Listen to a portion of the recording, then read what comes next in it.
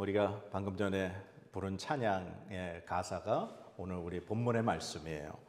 우리 가운데서 역사하시는 능력대로 우리가 구하거나 생각하는 모든 것에 더 넘치도록 능히 하실 이에게.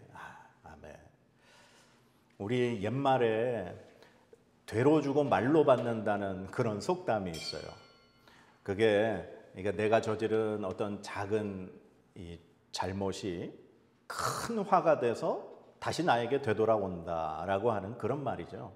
그러니까 이 되라고 하는 건 한 1.8리터 정도의 양을 담을 수 있는 통이에요. 그런데 말이라고 하는 건 그의 10배, 18리터를 담을 수 있는 그런 통이에요. 그러니까 내가 누군가에게 아니면 어떤 일에 내가 잘못을 저지르면 정말 그 몇 곱절의 화가 다시 나에게 반드시 돌아온다는 얘기죠. 그러니까 잘 살아라 하는 그런 우리 조상들의 지혜가 담겨 있는 그런 속담이에요. 근데 이 말과 반대가 되는 그런 의미가 있을 수 있어요. 내가 적은 걸 심었는데 더 많은 게 복이 되어 나에게 돌아올 수도 있게 되는 거죠. 어릴 적에 요즘엔 찾기 힘든 것 같아요. 제가 어릴 적에 초등학교 때 방학이 되면 큰 집에 시골에 갔어요. 그러면 그 시골에 가면 뭐가 있었냐면 뻥튀기 아저씨가 계셨어요. 그러면 큰어머니가 보리나 쌀이나 아니면 옥수수 그걸 이렇게 한 바가지를 들고 그 뻥튀기 아저씨한테 줘요. 그러면 뻥이요! 그러면 그냥 꽝 소리가 나면서 적은 양의 그 옥수수나 쌀이 이만하게 불어나서 맛있게 먹었던 기억이 납니다. 근데 이 뻥튀기는 크기가 커진 거지 양이 늘어난 건 아니잖아요. 그러니까 내가 준 것만큼의 그 숫자가 이 크기만 커져서 이렇게 커 보이는 것 뿐이죠. 그런데 예수님의 법칙은 양이 불어나는 법칙이에요. 왜 예수님이 그런 말씀하셨잖아요. 씨앗이 이 4가지 땅에 떨어진 그 비유의 말씀을 해주시면서 좋은 땅에 떨어진 씨앗은 30배, 60배, 100배의 결실을 맺는다. 우리가 창세기에서 성경 공부에서도 봤지만 요셉이라고 하는 사람은 하나님이 복 주셔서 100배의 결실을 수확을 한 그 말씀 우리가 본 적이 있어요. 이걸 보면 하나님이라고 하시는 분은 우리가 적은 것을 드려도 정말 우리가 생각하거나 구하지 않은 것 그 이상의 것을 우리에게 되돌려 주시는 분이라고 우리가 생각을 합니다. 자, 우리 오늘 본문 20절, 21절 우리 다시 같이 한번 읽어보겠습니다. 시작. 우리 가운데서 역사하시는 능력대로 우리가 구하거나 생각하는 모든 것에 더 넘치도록 능히 하실 이에게 교회 안에서와 그리스도 예수 안에서 영광이 대대로 영원무궁하기를 원하노라. 아멘. 아멘. 정말 우리가 구하거나 생각하는 그 모든 것에 더 넘치도록 능히 우리에게 부어주실 수 있는 분, 바로 하나님뿐임을 우리 믿습니다. 오늘 이 본문은요, 바울이 에베소 교회 교인들을 위해서 다시 한번 기도하는 기도의 내용이 담겨 있는 오늘 말씀이에요. 우리가 지금 얘기한 것처럼 하나님은 우리에게 우리가 생각지도 않은 것, 우리가 구하지도 않은 것 그 이상을 우리에게 부어주시는 하나님이라면 그 하나님의 복을 우리가 어떻게 받아야 될까? 우리가 어떤 사람이 돼야 그러한 하나님의 충만하신 은혜를 경험할 수 있을까? 저는 오늘 이 본문 속에서 바울이 에베소 교인들에게 이런 사람들이 됐으면 좋겠다라고 중보기도하는 내용이 있는데 그 기도 속에서 우리 같이 한번 말씀의 은혜를 나누고자 합니다. 바울이 에베소 교인들을 향해 원하는 그 모습이 우리가 되면 하나님이 우리에게 부어주시는 그 놀라운 충만하신 은혜를 경험하게 있을 줄 믿습니다. 자, 그러면 첫 번째 우리 14절부터 16절 다시 한번 같이 한번 읽어보겠습니다. 시작. 이러므로 내가 하늘과 땅에 있는 각 족속에게 이름을 주신 아버지 앞에 무릎을 꿇고 비노니 그의 영광의 풍성함을 따라 그의 성령으로 말미암아 너희 속 사람을 능력으로 강건하게 하시오며. 아멘. 예. 이 바울 사도가 에베소 교인들을 향해서 간구하는 첫 번째 기도의 제목이 속 사람이 건강해지도록 기도한다. 그렇게 말씀하고 있어요. 그러면 속 사람, 또 그럼 뭐가 있다는 얘기일까요? 겉사람이 있다는 얘기겠죠. 그래서 고린도후서 4장 16절에 이런 말씀이 있습니다. 그러므로 우리가 낙심하지 아니하노니 우리의 겉사람은 낡아지나 우리의 속사람은 날로 새로워지도다. 아멘. 그러면 가만히 이 말씀을 생각해 보면 겉사람이라는 건 우리의 육체를 의미한다고 생각할 수 있어요. 우리 육체는 계속 늙어가죠. 그리고 언젠간 죽습니다. 그러나 오늘 본문에도 그렇고 이 고린도 후서에도 그렇고 바울 사도는 많은 곳에서 이 속사람에 대해서 이야기하고 있어요. 그러면 겉사람이 우리의 육체라면 속사람은 우리 안에 있는 영혼을 의미한다고 생각할 수 있어요. 이 속사람이 건강해야지 우리가 하나님의 은혜를 경험할 수 있다. 바로 그 말입니다. 그러면 우리가 이 속사람, 이게 과연 뭘까? 이 속사람, 우리 안에서 우리를 이끌어가는 이 속사람이 건강하게 지려면 어떻게 해야 될까? 사실 이 심리학 쪽에서도요, 어릴 적에 어떠한 큰 사건이나 부모에게 상처받은 사람은 그 안에서 그 내면의 아이가 성장을 멈춰버렸다라고 표현합니다. 그래서 나이는 비록 50이 되고 60이 되어도 겉으로는 나이든 어른이지만 그의 속의 내면의 자아, 즉 속사람은 아이의 상태에 머물러 있는 그러한 사람이 있다라고 이야기해요. 그래서 그런 경우 여러 가지 상처나 어떠한 환경에 노출이 될 때 그 아이가 어떠한 분노로 폭발을 하고 여러 가지 중독이나 그러한 증세로 표현되는 그러한 것이 있다고 하죠. 그러면 우리 그리스도인들에게 있어서 이 내적인 자아, 속사람은 어떻게 해야 우리가 건강하게 그렇게 성장할 수 있을까? 우리 오늘 말씀 로마서 한번 찾아보실까요?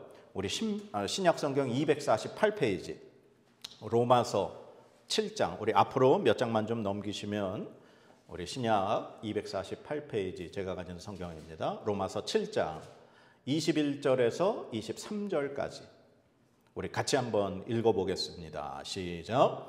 그러므로 내가 한 법을 깨달았노니 곧 선을 행하기 원하는 나에게 악이 함께 있는 것이로다.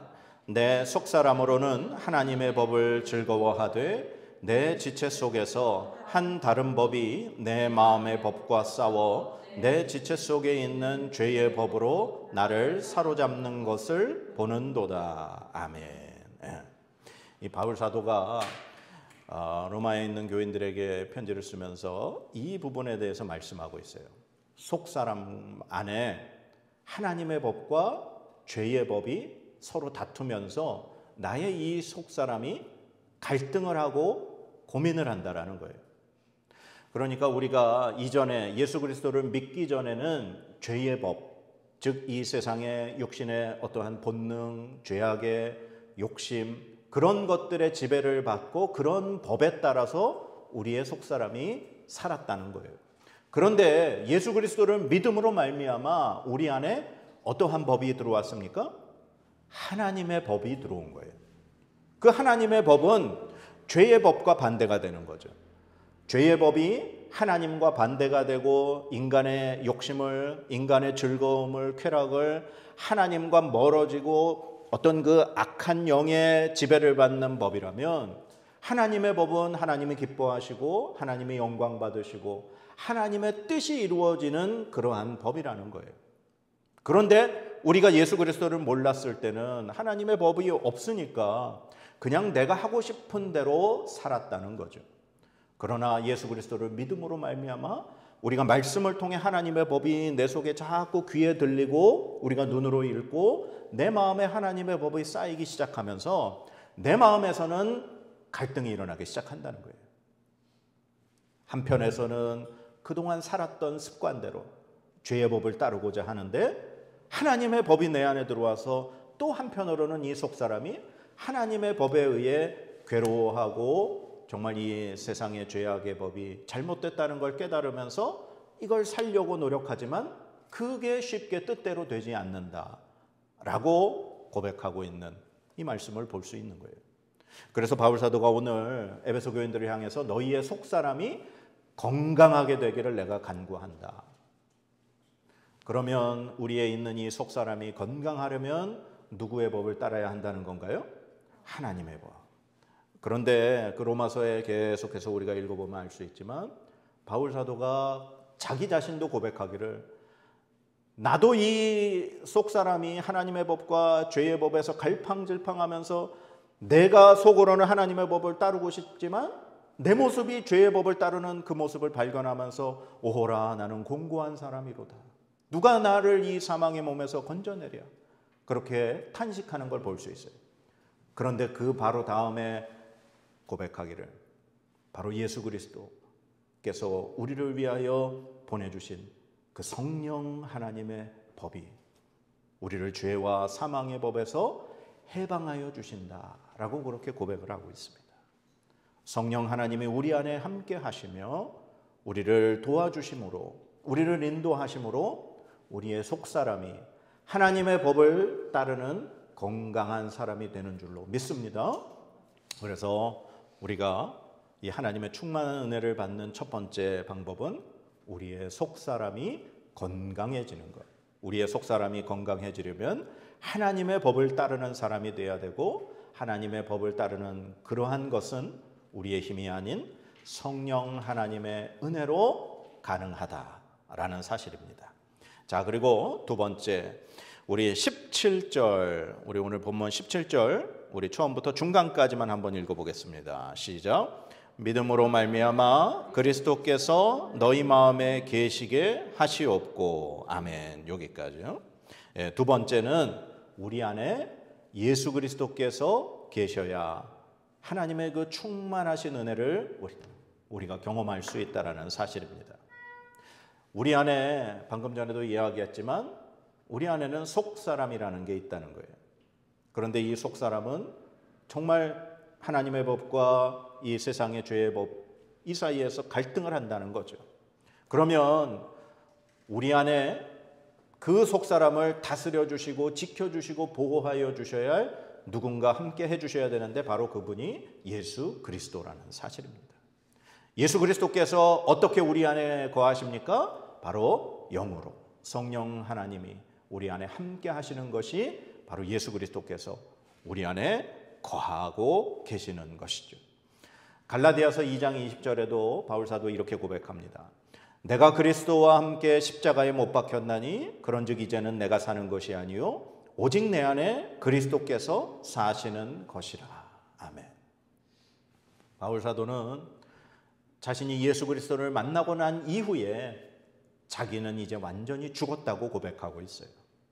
그리고 나는 죽고 이제 내가 사는 것은 그리스도께서 내 안에서 살고 계신 것이다. 그런데 예수님은 부활하시고 하늘나라로 승천하셔서 하나님 우편에 계시잖아요.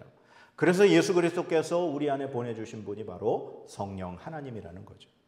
이 성령 하나님은 아버지 하나님과 예수 그리스도와 한 분, 삼위일체 하나님이시기 때문에 하나님의 그 모든 것, 예수 그리스도의 그 모든 것을 우리에게 똑같이 가르쳐 주시고 우리를 인도하시고 우리에게 자비를 베풀어 주시는 하나님인 줄 믿습니다. 그래서 하나님의 충만하심을 경험하는 두 번째 방법은 바로 그리스도께서 우리 안에 거하게 되실 때, 성령 하나님이 우리 안에 함께 하실 때 우리는 하나님의 충만하심을 받을 수 있을 줄 믿습니다. 자, 그리고 마지막으로 세 번째, 우리 17절 중간부터 그 뒷부분부터 해서 우리 19절까지 우리 한번 읽어보겠습니다. 너희가부터 시작. 너희가 사랑 가운데서 뿌리가 박히고 토가 굳어져서 능히 모든 성도와 함께 지식에 넘치는 그리스도의 사랑을 알고 그 너비와 길이와 높이와 깊이가 어떠함을 깨달아 하나님의 모든 충만하신 것으로 너희에게 충만하게 하시기를 구하노라. 아멘. 바울 사도가 마지막으로 세 번째 에베소 교인들을 향해서 간구하는 것이 무엇이냐? 너희가 그리스도의 사랑을 깨닫기 원한다. 그렇게 기도하고 있는 거예요. 예수 그리스도의 사랑을 깨달으면 하나님의 그 충만하신 은혜를 경험할 수 있을 줄 믿습니다. 그러면 이 사랑이래, 예수 그리스도의 사랑이라고 하는 걸 우리가 어떻게 잴 수 있을까요? 사랑이라는 게 눈에 보이나요? 우리가 왜 TV에 보면 그런 장면이 나오죠. 자기야, 나 얼만큼 사랑해? 그러면 남자들이 굉장히 당황하는 모습이 보여요. 예전에는 이런 게 정답이라고 얘기했어요. 자기야, 나 얼만큼 사랑해? 하늘만큼, 땅만큼, 아니면 저 하늘에 있는 별을 따다 줄 만큼. 근데 한동안은 또 그게 한참 유행했어요. 하늘에 원을 그려봐. 그 원을 뺀 만큼 너를 사랑해. 그런 표현을 했던 본 것이 기억이 나요. 근데 사랑이라고 하는 건 우리가 볼 수도 없고 만질 수도 없고 그 크기를 잴 수도 없어요. 그런데 바울 사도가 에베소 교인들을 향해서 이렇게 얘기해요. 너희가 그리스도의 그 사랑의 너비와 길이와 높이와 깊이가 어떤지를 깨달아 알길 원한다. 그러면 이 말은 바울 사도는 예수 그리스도의 사랑이 얼마나 넓은지, 얼마나 긴지, 얼마나 깊은지, 얼마나 높은지를 알고 있다라는 얘기 같아요. 그 바울 사도는 그 예수 그리스도의 사랑을, 그 크기를 어떻게 알까? 바로 그는 그 예수 그리스도의 사랑을 경험했기 때문에 그래요. 우리 여기 자녀가 한 명 있지만 우리 자녀가 엄마가 자기를 사랑한다라는 거 알 거예요. 우리 권사님도 권사님의 부모님이 나를 사랑했다는 거 아실 거예요. 어떻게 알 수 있을까요? 경험했으니까. 볼 수는 없어요. 만질 수도 없어요. 잴 수도 없어요. 그러나 부모님이 나를 사랑한다는 건 알 수 있어요. 그런데 이거는 어떻게 보면은 좀 부족한 대답 같아요. 왜냐하면 요즘에 부모들에 의해서 학대받는 자녀들도 있고 부모에 의해서 폭행을 당하는 자녀들도 있으니 이런 얘기를 한다면 우리 부모가 날 사랑해? 말도 안 되는 얘기라고 반문할 수도 있어요. 그러나 인간의 사랑은 아무리 엄마의 사랑, 부모의 사랑이 크다 해도 한계가 있어요. 그 인간의 사랑을 뛰어넘는 사랑이 무엇이냐? 바로 예수 그리스도께서 우리를 위하여 십자가에 달려 생명을 내어주신 그 사랑이라는 사실입니다. 예수님의 그 사랑을 경험한 사람은요, 그 누구도 그 사랑을 정말 표현할 수가 없다고 이야기할 거예요. 그래서 예수 그리스도의 그 사랑을 경험한 사람들은 자신의 생명을 내놓고서라도 예수님의 그 사랑을 바꾸지 않고 변하지 않게 그렇게 믿고 섬기는 모습을 우리가 볼 수 있어요. 그래서 예수님의 제자들이 성령 하나님이 그들에게 임재하시고 난 이후에 생명을 다하는 순간까지 복음 전하면서 그들이 살았습니다. 그리고 그 이후에 수많은 그리스도인들이 예수 그리스도를 믿는 것 때문에 가진 고난과 핍박과 생명을 내어놓는 자리에까지 가서도 그들은 예수님을 부인하지 않고 그들의 사랑을 변하지 않고 그 믿음을 지켰던 모습을 우리가 볼 수 있습니다. 그러면 오늘 과연 우리는 예수 그리스도의 사랑의 크기를 알고 있을까? 하나님이 나를 정말 얼마나 사랑하시는지, 예수님이 나를 정말 얼마나 사랑하시는지 나는 과연 그 사랑을 경험했는가? 우리 한번 그 생각을 하면서 오늘 이 말씀을 우리 깊이 생각했으면 좋겠습니다. 우리가 이제 말씀을 정리하면서 하나님은 우리에게 우리가 구하거나 생각하는 것 그 이상의 충만하게 넘치도록 은혜를 부어주시는 하나님이신 줄 믿습니다. 그러한 하나님의 은혜를 경험하려면 우리의 속사람이 건강해야 됩니다. 그리고 예수 그리스도께서 우리 안에 거하셔야 됩니다. 그리고 예수 그리스도의 그 큰 사랑이 얼마나 큰지 우리는 경험해야 될 줄로 믿습니다.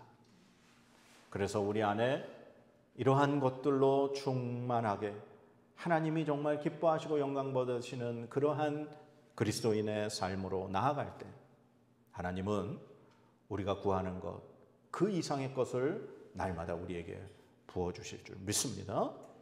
그래서 저와 여러분이 날마다 이 하나님의 말씀 안에서 하나님과 함께 살아갈 수 있고 하나님의 그 큰 은혜를 날마다 경험하고 입으로 간증할 수 있는 저와 여러분의 삶이 되어지기를 주님의 이름으로 간절히 축복합니다. 아멘. 기도하겠습니다. 하나님 감사합니다. 오늘 이 귀한 말씀 통해서 정말 우리의 속사람이 얼마나 지금 상태가 어떤지, 또 우리 안에 정말 그리스도께서 계신지, 예수 그리스도의 사랑이 얼마나 큰지 우리 다시금 생각하며 우리 자신을 되돌아볼 수 있게 해주셔서 감사합니다. 하나님, 우리는 연약합니다. 우리는 부족합니다. 성령 하나님, 우리 안에 좌정하여 주셔서 그리스도의 영이신 그 성령 하나님께서 우리를 이끌어 주시고 인도하여 주시옵소서. 그리고 날마다 그 주님의 사랑을 깨달아 더욱더 하나님 앞에 가까이 나아갈 수 있는 우리의 삶이 되도록 은혜 베풀어 주시옵소서. 그래서 날마다 우리의 삶이 하나님께서 부어주시는 놀라운 충만하신 은혜의 삶으로 변화될 수 있도록 복을 내려 주시옵소서. 감사드리며 예수님의 이름으로 기도드립니다. 아멘.